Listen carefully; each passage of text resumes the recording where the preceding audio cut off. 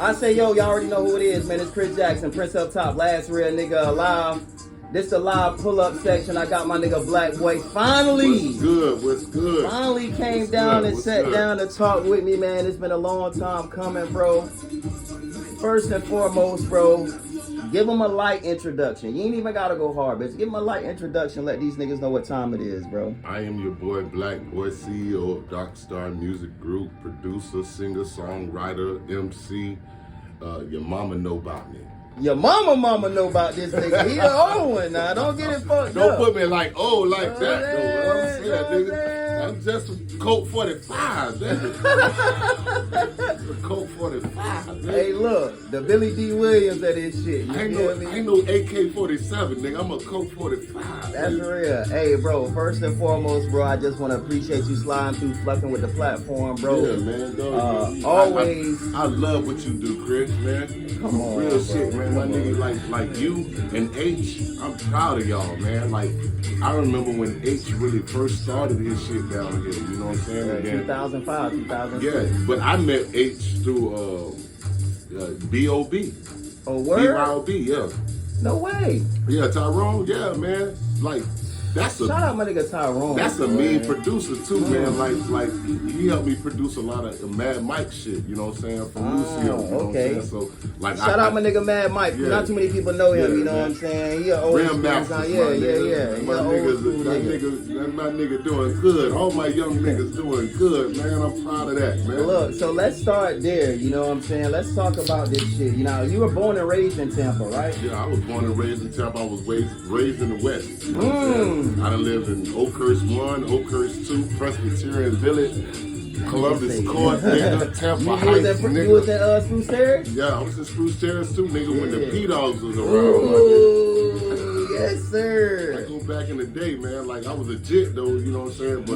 But they was a real gang, though, you know what I'm saying? There was some real Niggas shit, would bro. rob you for 50 cents with a Uzi and shit. Y'all, Nigga, what the fuck going on? Y'all was in Carver City, too. Yeah, most of my family is in Carver City, but I've never really met them. You know what I'm saying? Like, you know, my grandmother remarried when she first came down from Georgia, and like that's my real grandfather's family. So I understand you're a military brat, right? Yeah, I'm a military brat too. Okay, so that's why you had a chance to kind of move. So talk about the relationship with you and your pops as you trying to, you know what I'm saying, find your way in this shit, bro. Like, Well, my pops was a 3-term Vietnam Marine. You know what I'm saying? So he had a whole lot of demons he dealt with. You know what I'm saying? And dude, this was before PTSD was like diagnosed. You know what I'm saying? So like my pops had PTSD, he had Agent Orange.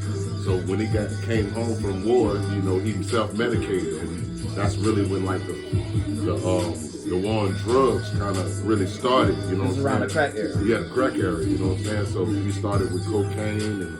You know, well, it was really morphine, you know, because he got shot over there. Right. And then it just turned into cocaine, and then it turned into crack, you know what I'm saying? So we had a substance abuse problem, like a little bit. Yeah. My dad was like one of the first black police officers in Tampa. You know what I'm Shit. saying? Yeah, you know what I'm saying? I come from a long line of family, like firsts and shit like that in Tampa. You know what I'm saying? So, like, you know, my pops, you know, that's how I got involved in extracurricular activities, you know what I'm saying? It's because my pops kind of put me on to the game, you know what I'm saying? And then, you know, I lived in Tampa Park, Central Park when I fucked with him, you know what I'm saying? So, like, I've been all over Tampa. I'm a Tampa boy, man. I ain't just no side dude, dog. I rep everywhere in Tampa. You know I hear that. So what's the relationship with, like, your mom? Did y'all have a chance to kind of grow up in a dual-parent household? No, it wasn't no dual-parent household. You know, my pops was in and out, you know what I'm saying? And at a certain point, you know what I'm saying, we would see him years at a time, and then we wouldn't see him for years at a time, you know what I'm saying? But my mom's was a minister in Tampa, you know, we grew up in the church, you know what I'm saying? So that's why I got New Hope Apostolic. New Hope, god damn it! New Hope Apostolic Holiness Church. Yo, Greater New Hope Apostolic Holiness Church. Let me make sure y'all know the greater thing before who everything. the pastor was on that? Bishop James W. Anderson, bro.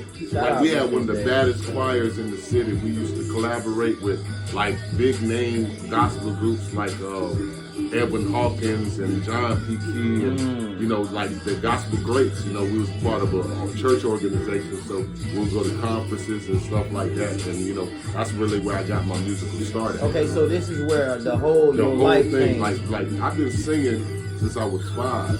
Damn. I never liked it. My mom made us sing in church, you know what I'm saying? And that's where I kind of understood like complex harmonies and, you know, like, you know, we used to sing in 6-part harmony sometimes with some of the groups. And then, you know, Harmony Winds got a lot of, you know, if you're from Tampa, you know, like quartet groups are really big in the church scene. So I learned a lot of live music and, you know, live things going on just with growing up in the church and then singing in the church since when I was a kid. You know, so how often you went to church?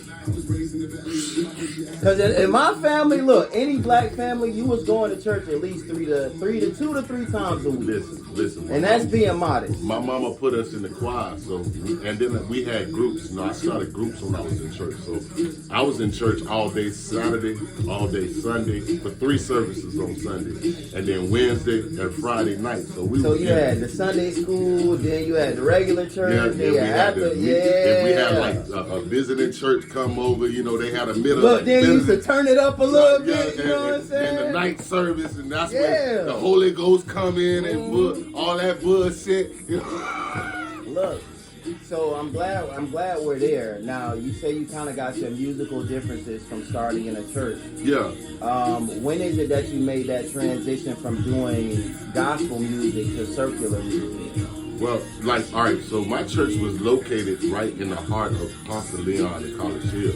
You know what I'm saying? So, like, it's right on the corner of 22nd and 22nd. So now, for the fans that might not know that, you know, because you talking some ancient shit, you know what I'm saying? That's a project, you know what I'm saying? That was a project in the city, you know what I'm saying? It's a well-known project because, you know, it's right next to Belma Heights, and Belma Heights was, like, really famous for baseball, you know what I'm saying? And grooming kids to be baseball players. And the Lee Davis Center. Yeah, Lee Davis Center and stuff like that. So, like, we was smack dab in the hood of things, you know what I'm saying? Like, our church done been robbed while the church services was going on. What? Yeah, like niggas walk in that bitch, dog, and grab his purses, nigga, around income tax time. No! Like, it was like that. We done had the mother church robbed at Knife Point, you know what I'm saying? We was in the gangster church, bro. Like, the deacons was gangsters. Damn, like, bro. geez, nigga, That's stomp you in run down the block, nigga, and beat you up and shit. You know what I'm saying? It's like, for real, man. My church was gangster, dog. Like, it because we right dab in the hood, dog. You know what I'm saying? It was like so much stuff going on 22nd. Now that's deuce, dog. Right. So, you know, weed sales was going on, crack sales was going on. The hole was right behind that church. You know what I'm saying? So, like, now back then, Bama Heights wasn't as prevalent as Ponce de Leon and College Hill was. Yeah. That was like Ponce de Leon was right behind my church. Yeah. The dope hole was right behind my church, and I lived on Kano. So so you was right there on that side. I was right, you know there. What I'm saying? Like, you know, So I grew up in the church. Like, I grew up in the West, and then we went from Cross Fletcher, Suitcase City, you know what I'm saying, to Ponce. You know what I'm saying? Oh, so that was y'all bouncing. Yeah, we was bouncing. Like, we bounced around. We was poor, dog. Like we was dirt poor. Like, you know, we get evicted from the projects and shit. You know. So now, going through your musical differences from church to making secular music, was this something that you kind of had on your mind already? You like, yo, I'm finna do this real shit over here? Yeah. Who influenced that part of you to make that kind of music at that time? You know, with growing up in the hood, dog, you know, I never really liked doing church music. You know what I'm saying? That was something that was forced on me. But, you know, being raised in the hood and then having the church right in the hood, like, we heard the music, you know what I'm saying? We heard the slow down records, you know what I'm saying? We heard everything hip hop, you know what I'm saying? Because we right there in the hood. Man, the church be going on and niggas be going by with the dumps, you know what I'm saying? With systems in the car. So like we knew you know, the records that was playing in the hood too. Even though like we was raised really strict in the church, you know what I'm saying? But you can't hide us from the culture that's outside of the church because it's right there in the hood. Right. So like I got suspended from school for fighting. And, you know, I was a bad little kid, you know what I'm saying? Like, I was you know, I'm a hood kid, you know what I'm saying, project kid. So, you know what I'm saying, I used to fight in school and shit like that. So I got in a fight at Plant High School and they gave me 10 days. And one of the deacons in the church, he was like a music manager. His name was Deacon Poole. He a minister now, you know what I'm saying? But he was a manager for one of the singers in our church who was pretty big in gospel music. From a family called the Shaw family in Tampa. You know what I'm saying? They was from up north or something down there, and they came down to join our church. But they was really popular for gospel music.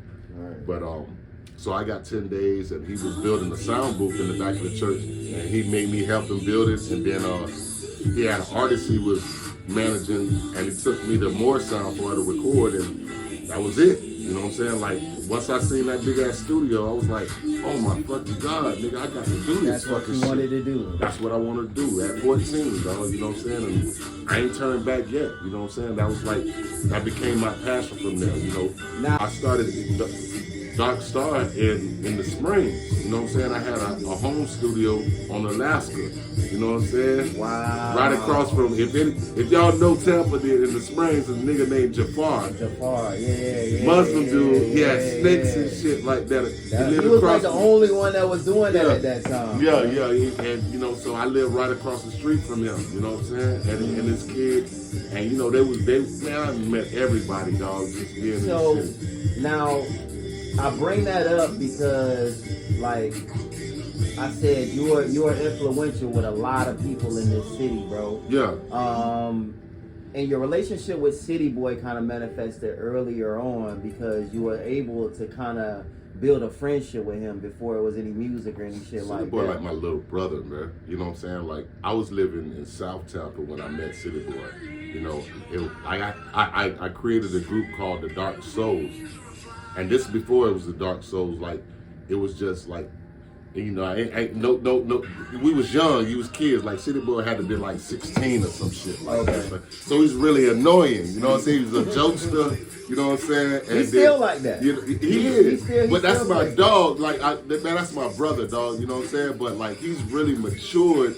Cause City will fight you off of what's up, you know what I'm saying? Like, you know, he from 24, you know what I'm saying? So he like right behind Ponce Leon, dog, and you know, like he was really hot-headed back in the day. You feel what I'm saying? But like, I'm proud of him now, dog. He's doing really great things. He's just started a production company, but like we had a group back in the day called the Dark Souls, and who was all in that group? It was a dude named Audio Picasso. I went to school with him when I was like going to Robinson, and like he one of my oldest friends, you know what I'm saying, from when I first started rapping, you know what I'm saying, and then he just kind of like was a big brother to him and a dude named Red, you know what I'm saying, and they was like the crew, they own little crew, you know what I'm saying. Okay. They used to go to Virginia and they just was causing havoc every fucking what, you know what I'm saying. But they all could rap, you feel what I'm saying? Like MC shit, like back when MCs was still like you had to be an MC to rap, you know what I'm saying? And, You had to be good. You had to be good, and these boys was like really good with rapping. Well, first, tell me who all was in Dark Soul. Dark Soul was my nigga Lloyd, who we called Audio Picasso. We had City Boy, we had Red, we had we had some Springs niggas, you know what I'm saying? Like my nigga Darnell, you know, the Black-Boi was, you know what I'm saying? You know, that's well known, you know what I'm saying? We had Killer, I ain't gonna say too many of their names, you know what I'm saying? It was back in the day, you know what I'm saying? And we had about 13 members, dog. I wanted to say, man, we was like the equivalent of Wu-Tang in town. And a lot of y'all came from that and went on to do great things. So, like, City Boy still doing this thing, bro. City Boy still doing this thing, man. Still doing this thing, like, bro. man, City Boy came to me back when I had my like second studio, and he was like, "Black man, I'm ready to spread my wings."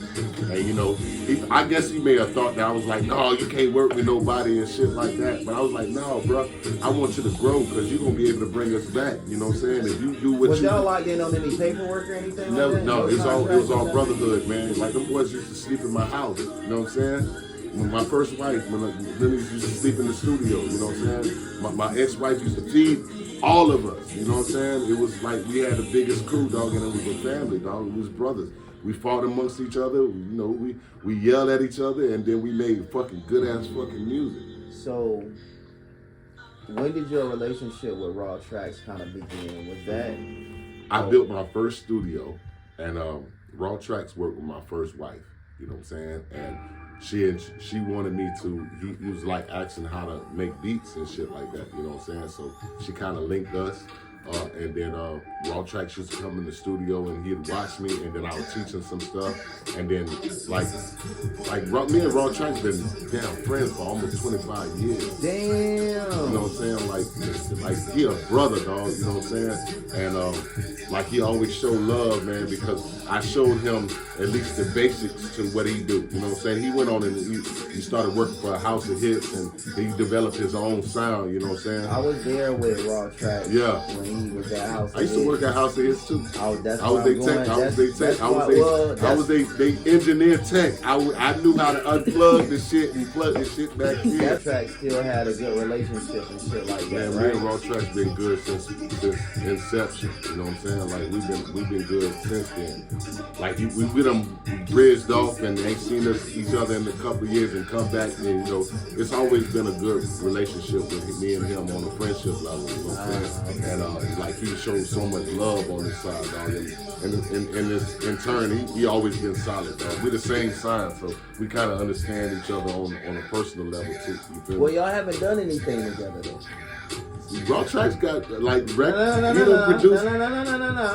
We got songs on the. This why I'm bringing this up now. All right. Cause Raw Tracks my nigga. You know what I'm saying? Yeah. And he done produced shit on the 52-week project. Now, I bring that up because I want to see y'all really get some shit together and really, you know what I'm saying? Like go back to the origins of this shit because y'all have a unique sound. Yeah. You feel me? And I know he on his ball shit now, you know what I'm saying? Shout out my nigga Raw Tracks. Yeah, man. My nigga doing good. You know what I'm saying? Black business, on the moving trucking top. business. Yeah, man, he's doing his thing. But musically, that brother is really inclined. You know what I'm saying? I think he's a self-taught kind of guy too. Like he didn't have like no training. He didn't go to no school. I showed him the basics, and he took that bitch and he flew with that bitch. You know what I'm saying? And Raw Tracks a meticulous mixer too. You know what I'm saying? Like he spends his times on the knobs and shit. You know what I'm saying? He like to make intricate shit. You know what I'm saying? He done simplified a lot now, but like back in the day, he